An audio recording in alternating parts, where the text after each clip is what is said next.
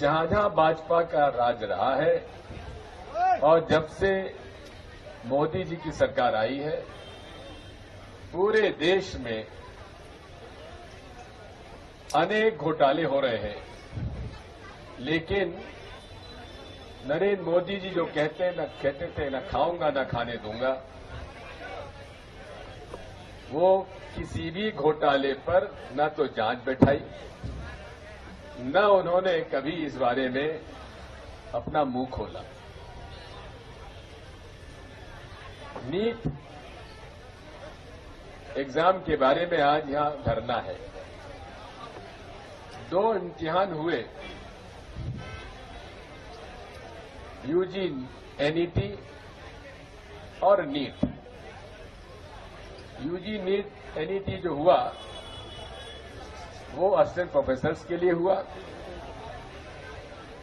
और research fellows के लिए हुआ और लगभग एक समय पे हुआ।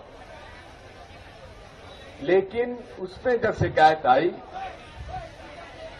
तो जिन महाशय प्रदीप जोशी जी, जो कि नेशनल टेस्टिंग एजेंसी के अध्यक्ष हैं, जिनका की इतिहास जीतू भाई ने बताया है, उन्होंने उसको तो कैंसिल कर दिया। लेकिन नीट एग्जामिनेशन, जिसमें कि 14 लाख विद्यार्थियों का भविष्य उस पर निर्भर है, उस पर वे हर कदम पर झूठ बोलते हैं। पहले कहा पेपर लीक नहीं हुआ, जब प्रमाणित हुआ तो कहा इसकी जांच होगी। पहले ग्रेस मार्क के मना कर दिया, फिर उसको स्वीकार किया। आज मुद्दे क्या है? मुद्दा साफ है। भाजपा के राज में जितनी भी नियुक्तियां हुई है, चाहे उत्तर प्रदेश में, चाहे छत्तीसगढ़ में, चाहे मध्य प्रदेश में, चाहे जहां भी हो, वहां भर्ती में घपला हुआ है। व्यापम का जो की प्रक्रिया थी वो क्या थी?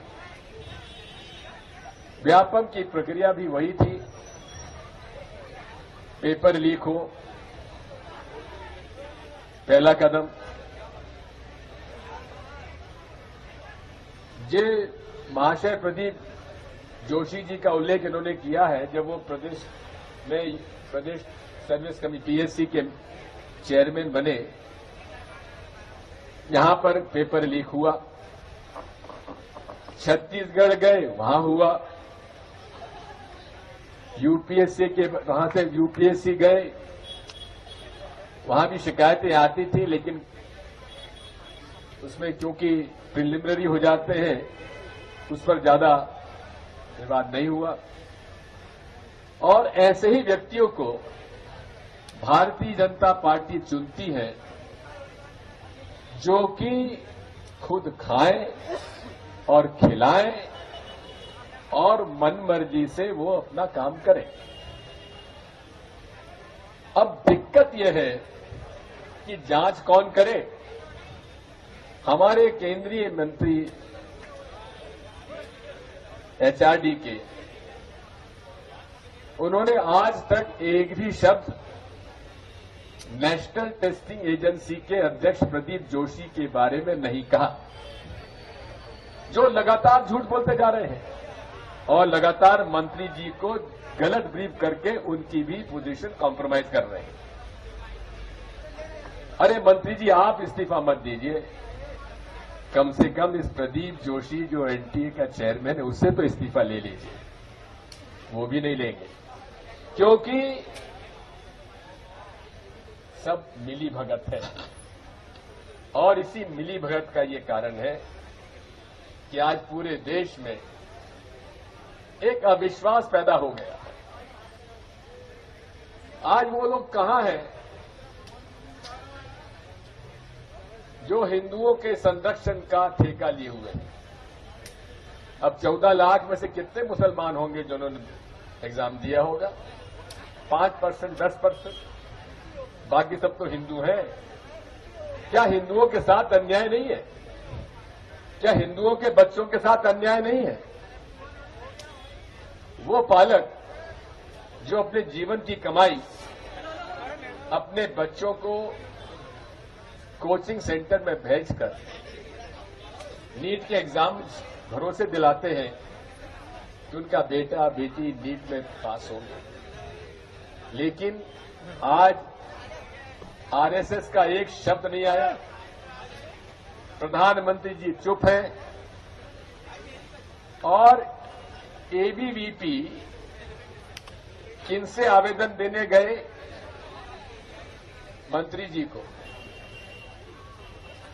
आज तक उसकी कोई जांच नहीं हो रही है और जांच का भी अधिकार किसको दिया गया? प्रदीप जोशी जी को। प्रदीप जोशी जी को भाई महावीर जी ने, जब मैं मुख्यमंत्री था तो जबलपुर में उन्हें योग्यता नहीं होने के बाद भी उन्हें प्रोफेसर बना दिया गया।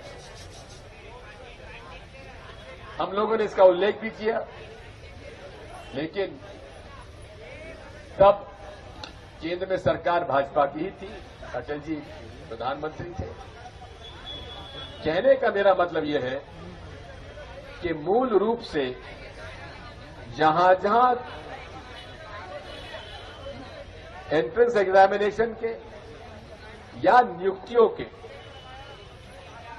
जहां भर्ती होती है, वहां एग्जाम पेपर लीक भी होते हैं और कुछ चुने हुए लोगों को या तो पैसे से या फिर उनके संपर्क से उनका चयन होता है। व्यापम का घोटाला दो तरह का था। एक इंजीनियर मेडिकल कॉलेज में भर्ती का था, एक शासकीय नौकरियों में घोटाला था।